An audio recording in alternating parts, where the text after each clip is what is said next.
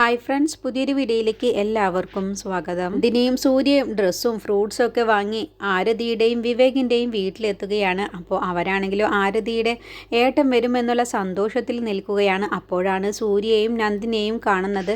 അങ്ങനെ സന്തോഷത്തോടു കൂടി അവർ വീട്ടിലേക്ക് ക്ഷണിക്കുകയാണ്. അപ്പോൾ ഇതിപ്പോൾ ഒരു സർപ്രൈസ് ആണല്ലോ, നിങ്ങൾ ഇവിടേക്ക് വരുന്ന കാര്യം പറഞ്ഞില്ലല്ലോ, നേരത്തെ കൂടി നന്ദിനി വിളിച്ചപ്പോൾ പോലും പറഞ്ഞില്ലല്ലോ, എന്താ?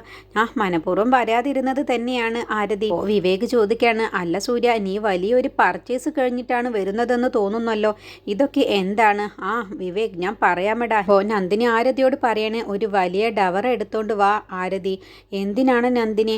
അതൊക്കെയുണ്ട്, ആദ്യം എടുത്തോണ്ട് വാ എന്ന് പറയട്ടോ. അങ്ങനെ ആരതി ഒരു വലിയ ഡവർ എടുത്തോണ്ട് വരികയാണ്. എന്നിട്ട് നന്ദിനി കൊണ്ടുവന്ന ഫ്രൂട്ട്സും സാരിയും അങ്ങനെ എല്ലാം തന്നെ അതിലേക്ക് വെക്കുകയാണ്. അപ്പോൾ ഇവർ രണ്ടുപേരും, വിവേകും ആരതിയും ഇതൊക്കെ കണ്ടിട്ട് ഇവരിപ്പോൾ എന്താ ഈ കാണിക്കുന്നത് എന്നുള്ള ഭാവത്തിലാണ് നിൽക്കുന്നത്. അങ്ങനെ നന്ദിനി സൂര്യയോട് പറയണ, ഇനി സൂര്യ സാർ ഒരു 5001 രൂപ തരണം.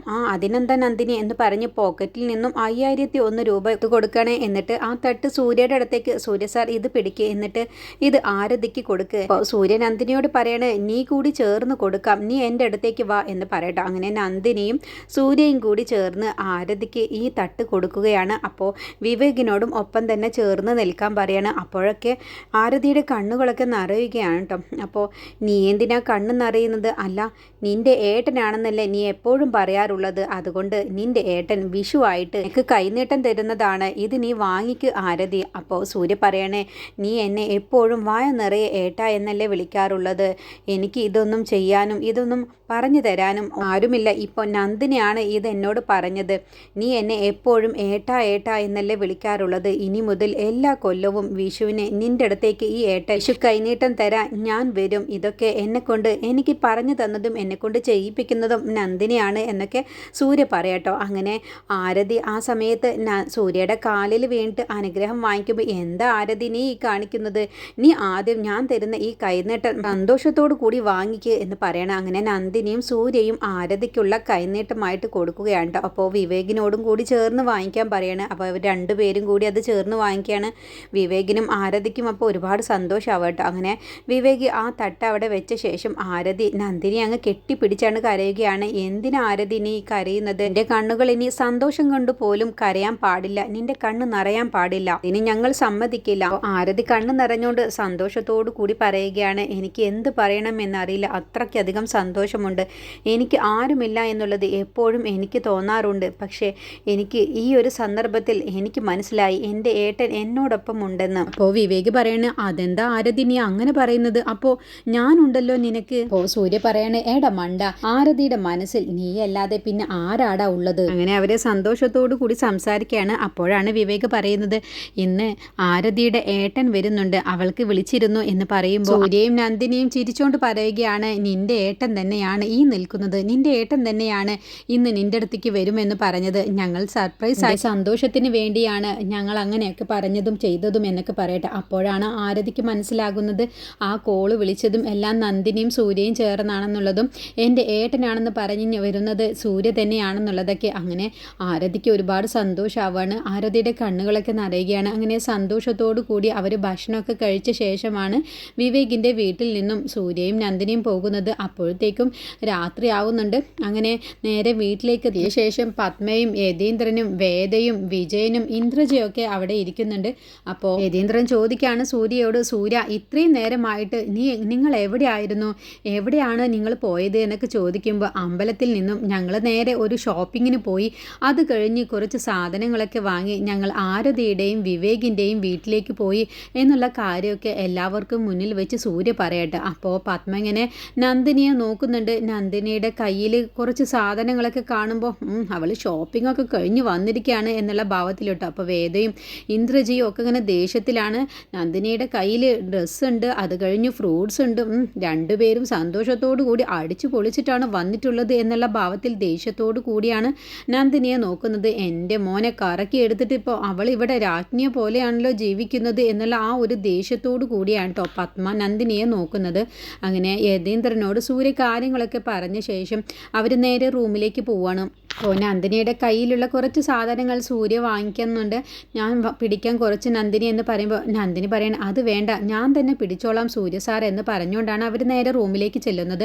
അങ്ങനെ റൂമിലെത്തിയ ശേഷം ഒരു വലിയൊരു ഡവറ പോലത്തെ ഒരു പാത്രം എടുക്കുകയാണ്. എന്നിട്ട് അതിലേക്ക് എല്ലാ ഫ്രൂട്ട്സും ഡ്രസ്സുകളും എല്ലാം തന്നെ അതിലേക്ക് വെക്കുകയാണ് കേട്ടോ. എന്നിട്ട് സൂര്യയുടെ കയ്യിൽ നിന്നും പൈസയും വാങ്ങിയിട്ടാണ് അതിലേക്ക് നന്ദിനി വെക്കുന്നത്. അപ്പോഴൊക്കെ സൂര്യ ചോദിക്കുന്നുണ്ട്, അല്ല നന്ദിനി, ഇതിപ്പോൾ നീ ആർക്കാണ്? ആദ്യം സൂര്യ സാർ എന്നോടൊപ്പം വാ. നന്ദിനി, എനിക്കൊന്നും മനസ്സിലാകുന്നില്ലല്ലോ, ഇത് ആർക്ക് കൊടുക്കാൻ വേണ്ടിയിട്ടാണ്? അതൊക്കെയുണ്ട്, ഞാൻ പറഞ്ഞു തരാം എന്ന് പറയട്ടോ. ഈ സമയം പത്മയും ഇന്ദ്രജയും വേദയും വിജയനും കൂടി ഹാളിലിരുന്ന് സംസാരിക്കുകയാണ്.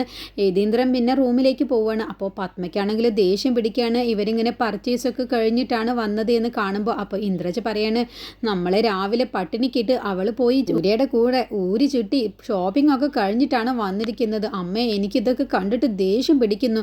അപ്പോൾ പത്മയും പറയണ്, എനിക്കും ദേഷ്യം വരുന്നുണ്ട്, എന്ത് ചെയ്യാനാണ് അമ്മേ, ഇതൊക്കെ കാണുമ്പോൾ സഹിക്കാൻ കഴിയുന്നില്ല. എന്തായാലും ഉടനെ തന്നെ അവൾക്കൊരു തിരിച്ചടി കൊടുക്കണം, എന്നാലാണ് എനിക്ക് സമാധാനം കിട്ടൂ. അങ്ങനെ പത്മ നേരെ റൂമിലേക്ക് എണീറ്റ് പോവാട്ടോ. അപ്പോൾ വേദയും ഇന്ദ്രജയും വിജയനും കൂടി അവിടെ നിന്ന് സംസാരിക്കുകയാണ്. അപ്പോഴാണ് സൂര്യയും നന്ദിനിയും താഴേക്ക് ഇറങ്ങി വരുന്നത്. എന്നിട്ട് ജയനും ഇന്ദ്രജയ്ക്കുമുള്ള വിഷു കൈനീട്ടമായിട്ട് ഇത് കൊടുക്കാൻ ഒരുങ്ങുകയാണ്.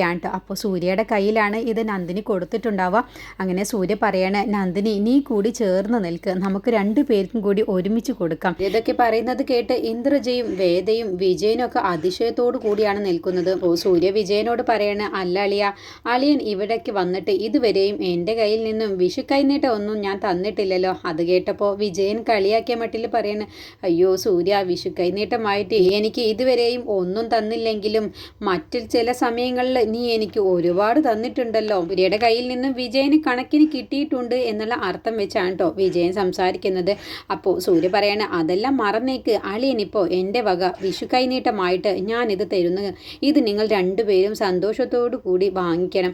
അപ്പോൾ ഇന്ദ്രജയ്ക്ക് ഇതൊക്കെ കണ്ടപ്പോൾ ഇന്ദ്രജയ്ക്ക് നല്ല സന്തോഷമാവാണ്. അപ്പോൾ വേദ അങ്ങനെ കണ്ണോട്ട് കാണിക്കുന്നുണ്ട് ഇന്ദ്രജയോട്, അത് വാങ്ങിക്കരുത് ചേച്ചി എന്നുള്ള ഭാവത്തിലിട്ടോ. പക്ഷേ ഇന്ദ്രജയ്ക്ക് ആ സാരിയും വില കൂടിയ ആ സാരിയും ഫ്രൂട്ട്സും പൈസയൊക്കെ കണ്ടപ്പോൾ അവരുടെ കണ്ണ് മഞ്ഞളിച്ചു. ഇന്ദ്രജയ്ക്ക് അത് കിട്ടിയപ്പോൾ ഒരുപാട് സന്തോഷമാവാണ്. അങ്ങനെ ഇന്ദ്രജയും വിജയനും കൂടി അത് വാങ്ങാൻ ഒരുങ്ങാണ്. അപ്പോൾ സൂര്യ പറയാണ്, ഇന്ദ്രജയ്ക്ക് ഞാൻ ഒരുപാട് തവണ ഓരോന്ന് വാങ്ങിച്ച് തന്നിട്ടുമുണ്ട്, എല്ലാം ചെയ്തിട്ടുണ്ട്. പക്ഷേ വിഷു കൈനീട്ടമായിട്ട് എൻ്റെ വകയായി ഞാനും നന്ദിനിയും കൂടി ചേർന്ന് തരുന്നത് ഇത് ആദ്യത്തെ തവണയാണ്. ഇനിയുള്ള കൊല്ലങ്ങളിൽ മുഴുവനും ഞങ്ങൾ രണ്ടുപേരും കൂടി ചേർന്ന് നിങ്ങൾക്ക് രണ്ടുപേർക്കും വിഷു കൈനീട്ടം തന്നിരിക്കും എന്ന് പറയട്ടോ. അപ്പോഴത്തേക്കും അവിടേക്ക് ഈ ഒരു സംസാരമൊക്കെ കേട്ടിട്ട് യതീന്ദ്രൻ വരികയാണ്. അപ്പോൾ യതീന്ദ്രന് ഇത് കാണുമ്പോൾ ഒരുപാട് സന്തോഷമാവാണ്. നന്ദിനിയാണ് എന്നെ ഇതൊക്കെ ഓർമ്മിപ്പിച്ചതും എന്നോട് ഇതൊക്കെ ചെയ്യാൻ വേണ്ടി പറഞ്ഞതും എന്നൊക്കെ സൂര്യ യതീന്ദ്രൻ്റെ മുന്നിൽ വെച്ച് പറയണം. അപ്പോൾ യതീന്ദ്രൻ അത് കണ്ടപ്പോൾ സന്തോഷമാവാണ്. എല്ലാവരെയും സ്നേഹത്തോടു കൂടി ചേർത്ത് പിടിക്കാൻ വേണ്ടിയാണ് നന്ദിനി ഇങ്ങനെയൊക്കെ ചെയ്യുന്നതെന്നും നന്ദിനിയുടെ സ്നേഹം ഇവരൊക്കെ എന്തുമാത്രം അധികം നന്ദിനിയെ ദ്രോഹിച്ചതാണ്, എന്നിട്ട് അതൊന്നും മനസ്സിൽ വെക്കാതെ എല്ലാവരെയും ചേർത്ത് പിടിക്കുന്ന ആ ഒരു സ്നേഹം അത് തന്നെ മതി. നന്ദിനിയുടെ മനസ്സിൽ ആരോടും ഒരു ദേഷ്യവും പകവും ഇല്ല എന്ന് മനസ്സിലാക്കാൻ വേണ്ടി സന്തോഷത്തോടു കൂടി യതീന്ദ്രനൊക്കെ അത് കണ്ടുകൊണ്ട് നിൽക്കാൻ. അങ്ങനെ സൂര്യയും നന്ദിനിയും കൂടി ചേർന്ന് ഇന്ദ്രജയ്ക്കും വിജയനും കൂടി വിഷു കൈനീട്ടമായിട്ട് ഇതങ്ങ് കൊടുക്കുന്ന ആ കൃത്യസമയത്ത് തന്നെ പത്മ അവിടെ എത്തുകയാണ്. എന്നിട്ട് പത്മ ആ തട്ടങ്ങ് ആഞ്ഞടിക്കുകയാണ്. അതോടുകൂടി അതിലെ എല്ലാ സാധനങ്ങളും താഴേക്ക് വീഴുകയാണ്. അതോടുകൂടി യതീന്ദ്രൻ ചോദിക്കുകയാണ്, എന്താ പത്മ നീ കാണിച്ചത്? നിങ്ങളൊരക്ഷരം മിണ്ടിപ്പോവരുത്, നിനക്ക് നാണമുണ്ടോടി? ഇവരുടെ കയ്യിൽ നിന്നും നിനക്കിത് വാങ്ങിക്കാൻ, വിഷു കൈനീട്ടം വാങ്ങാൻ പറ്റിയ ഒരാള് ഇവൾ ആരാണ്? ഈ വീട്ടിലെ വേലക്കാരി, അതിനും പോരാത്തതിൻ്റെ ഇവളുടെ അച്ഛൻ നമ്മുടെ തോപ്പിലെ വെറും പണിക്കാരൻ, എന്നിട്ട് അയാളുടെ മകളുടെ കയ്യിൽ നിന്നും നിനക്ക് വിഷു കൈനീട്ടം വാങ്ങാൻ നിനക്ക് ഇത്രയ്ക്ക് തരം താന്നോ? നിനക്ക് ഇത്രയ്ക്ക് ബുദ്ധിയില്ലേ എന്നൊക്കെ ചോദിച്ച് നന്ദിനി ആ സമയത്ത് വല്ലാതെ മോശമായി തരം താഴ്ത്തിയാണ് പത്മ സംസാരിക്കുന്നത്. അതങ്ങ് തട്ടിയതോടുകൂടി വിജയനും പത്മയും വേദയൊക്കെ അങ്ങ് അകത്ത് അരിച്ചു നിൽക്കുകയാണ് കേട്ടോ. പത്മയുടെ ആ ദേഷ്യം പെട്ടെന്ന് കണ്ടപ്പോൾ അങ്ങനെ പത്മ, നാണമുണ്ടോടി നിനക്ക് എന്നൊക്കെ പറഞ്ഞ് ഇന്ദ്രജയെ ഒരുപാട് വഴക്ക് പറയുന്നുണ്ട്. അങ്ങനെ പത്മ അകത്തേക്ക് കയറി പോവാണ് റൂമിലേക്ക്. അപ്പോൾ യതീന്ദ്രന് പിന്നെ ഒന്നും പറയാൻ കഴിയുന്നില്ല. അപ്പോൾ ഇന്ദ്രജയോട് വേദ പറയാണ്, ഞാൻ എത്ര തവണ ചേച്ചിയുടെ അടുത്ത് കണ്ണോട് കാണിച്ചു അത് വാങ്ങിക്കരുത് എന്ന്, ഇപ്പോൾ ചേച്ചിക്ക് തൃപ്തിയായില്ലേ, ഇനി എന്ത് ചെയ്യും? അപ്പോൾ ഇന്ദ്രജ പേടിയോട് കൂടി, അയ്യോ വേദ, ഇനിയിപ്പോൾ അമ്മയോട് എന്ത് പറയും? അമ്മയുടെ അടുത്തേക്ക് എങ്ങനെ ചെല്ലും? നീ കൂടി എന്നോടൊപ്പം വാ എന്ന് പറഞ്ഞ് രണ്ടുപേരും കൂടി പത്മയുടെ റൂമിലേക്ക് പോവാട്ടോ. ഒപ്പം തന്നെ വിജയനും പോവാണ്. അപ്പോൾ വിജയൻ, അളിയ എന്നോടൊന്നും തോന്നരുത്, എന്നോട് ക്ഷമിക്കണം, ഞാനിത് വാങ്ങാതിരുന്നത് എന്തുകൊണ്ടാണെന്ന് ഇപ്പം മനസ്സിലായില്ലേ? ആരും കാണാതെ എനിക്ക് അളിയ ഇത് തന്നോ, ഞാൻ വാങ്ങിച്ചോളാം, അല്ലാതെ എനിക്ക് അളിയനോട് ഒരു ദേഷ്യവും ഇല്ല എന്നൊക്കെ പറഞ്ഞുകൊണ്ടാണ് കേട്ടോ. അവരുടെ പുറകെ പുറകെ തന്നെ വിജയം പോകുന്നത്. അപ്പോൾ യതീന്ദ്രൻ പറയണേ, മോളെ നന്ദിനി, നിന്റെ മനസ്സ് ഇവിടെ ആർക്കും മനസ്സിലാവില്ല. ഇവർക്ക് എത്ര പറഞ്ഞാലും ഇവർ അതൊന്നും ഉൾക്കൊള്ളില്ല. മോള് സങ്കടപ്പെടണ്ട എന്ന് പറയണം. അങ്ങനെ സൂര്യയും നന്ദിനും താഴെ പോയിട്ടുള്ള ഫ്രൂട്ട്സുകളും ആ സാരിയും എല്ലാം തന്നെ വിജയന് കൊടുക്കാൻ വെച്ച വസ്ത്രവും പാൻറ്റും ഷർട്ടും എല്ലാം തന്നെ അവർ ആ പ്ലേറ്റിലേക്ക് തന്നെ വെക്കുകയാണ്. എന്നിട്ട് റൂമിലേക്ക് കൊണ്ടുപോവാണ്. എന്നിട്ട് നന്ദിനി വിഷമത്തോടു കൂടി നിൽക്കുകയാണ്. അപ്പോൾ സൂര്യ സാർ അപ്പോഴേ പറഞ്ഞതാണ് ഇതൊന്നും ചെയ്യേണ്ട എന്ന്. ഇപ്പോൾ ഞാനായിട്ട് ഇതൊക്കെ ചെയ്തിട്ട് ഇനിയിപ്പോൾ സൂര്യ സാറിൻ്റെ വായിലിരിക്കുന്നത് കേൾക്കേണ്ടി വരുമല്ലോ എന്നുള്ള ഭാവത്തിലാണ് കേട്ടോ നന്ദിനി നിൽക്കുന്നത്. അങ്ങനെ സൂര്യ നന്ദിനിയുടെ അടുത്തേക്ക് ചെല്ലുകയാണ്. എന്നിട്ട് പറയണേ, നയത്തിൽ തന്നെ സൂര്യ പറയണേ, ഞാൻ എന്നോട് എത്ര തവണ പറഞ്ഞതാണ് നന്ദിനി, ഇപ്പോൾ നിനക്ക് തൃപ്തിയായില്ലേ? ഇതിൻ്റെയൊക്കെ വല്ല ആവശ്യവും ഉണ്ടായിരുന്നോ? നീ എന്തെല്ലാം സഹായങ്ങളൊക്കെ അവർക്ക് വേണ്ടി ചെയ്തു കൊടുത്തിട്ടുണ്ട്. എന്നിട്ട് എന്തെങ്കിലും ഒന്ന് ഇതുവരെ നിന്നോട് അതൊക്കെ എടുത്തു പറയുകയോ നിന്നോട് അതിനുള്ള സ്നേഹം കാണിക്കുകയോ എന്തെങ്കിലും ചെയ്തിട്ടുണ്ടോ? ഇല്ലല്ലോ. എന്നിട്ട് നിനക്ക് എത്ര കിട്ടിയാലും നിനക്ക് പഠിക്കില്ല. ഞാൻ നിന്നോട് പറഞ്ഞതല്ലേ ഇതിൻ്റെ ഒന്നും ആവശ്യമില്ല. അവരെന്താ നിന്നോട് ചോദിച്ചോ ഞങ്ങൾക്ക് വിഷു കൈനീട്ടം വേണമെന്നുള്ളത്? ഇല്ലല്ലോ. പിന്നെ എന്തിനാണ് നന്ദിനി ഇനി ഇതൊക്കെ ചെയ്യാൻ വേണ്ടി നിന്നത്? ഇതിൻ്റെയൊക്കെ വല്ല ആവശ്യവും നിനക്ക് ഉണ്ടായിരുന്നോ? ഇപ്പം നിനക്ക് കിട്ടാനുള്ളത് കിട്ടിയില്ലേ? ഇനിയെങ്കിലും നീ കുറച്ച് അവരെ മനസ്സിലാക്കി ജീവിക്കാൻ നോക്ക്. ഇനിയെങ്കിലും ഇവരെക്കുറിച്ചൊക്കെ നന്നായിട്ട് നിനക്ക് മനസ്സിലായതില്ല, അതിനനുസരിച്ച് പെരുമാറാൻ നോക്ക്. അപ്പോൾ നന്ദിനി പെട്ടെന്ന്, അത് സാരമില്ല സൂര്യ സാർ, എനിക്ക് കുഴപ്പമില്ല. നീ എന്താ നന്ദിനി ഇപ്പോഴും ഒന്നും മനസ്സിലാക്കാതെ സംസാരിക്കുന്നത്? ഇത്രയൊക്കെ അനുഭവിച്ചിട്ടും നീ എന്താണ് ഇങ്ങനെ സംസാരിക്കുന്നത്? അത് കുഴപ്പമില്ല എന്ന് നീ എത്ര ഈസി ആയിട്ടാണ് പറയുന്നത്. നീ എപ്പോഴാണ് നന്ദിനി ഇതൊക്കെ ഒന്ന് മനസ്സിലാക്കുന്നത്? അല്ല സൂര്യ സാർ, ഞാനുള്ളത് കൊണ്ടാണ് ഇങ്ങനെയൊക്കെ സംഭവിച്ചത്.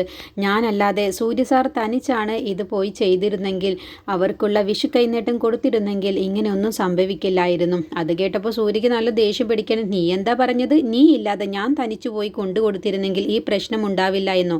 എങ്കിൽ നീ ഒന്ന് കേട്ടോ, നീ ഇല്ലാതെ ഇനി മുതൽ ഈ വീട്ടിൽ ഒരു സംഭവവും നടക്കാൻ പോകുന്നില്ല, ഒരു കാര്യവും നടക്കില്ല.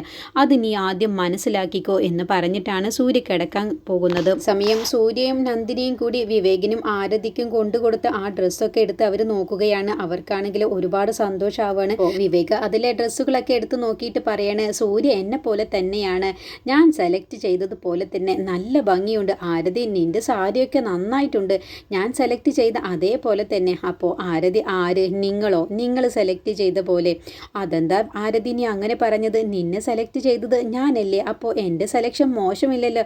അതെ, നിങ്ങൾ അധികം സംസാരിക്കാതെ പെട്ടെന്ന് ഉറങ്ങാൻ നോക്കിക്കോ എന്നൊക്കെ പറഞ്ഞ് അവർ സംസാരിക്കുകയാണ്. സമയം പത്മയുടെ അടുത്തേക്ക് ഇന്ദ്രജയും വേദയും വിജയനും കൂടി ചെല്ലുകയാണ്. അപ്പോൾ പത്മയാണെങ്കിലോ ദേഷ്യത്തിലാണ് നിൽക്കുന്നത്.